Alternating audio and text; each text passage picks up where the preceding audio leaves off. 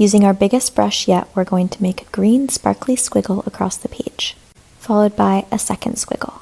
We've now broken up the page into 3 parts, and we're going to fill in these 3 sections one by following the original line with a new line, speeding around the same angles of the previous grooves and divots. Because of this, each line that we make is going to be a totally new shape, but still have resemblance to the one before it.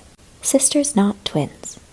Because this brush is thicker than the ones we usually do, we only need a few lines to fill out the section.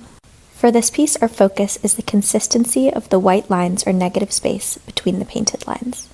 The end result is going to start to look like a textile or even a garden maze from above.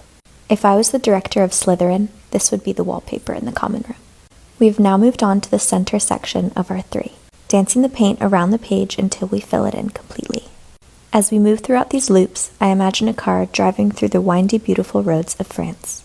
We're going to use the pointy tip of the brush to fill out any areas that need to be a little thicker, to maintain that consistency of the negative space.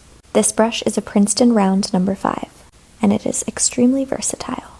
We can cleanly fill in these little sections with corners, and we can also swoop around the bends. It's interesting to observe how our original shapes were totally loopy, and somehow that created these areas with sharp corners. We can't plan how things are going to turn out with this type of painting.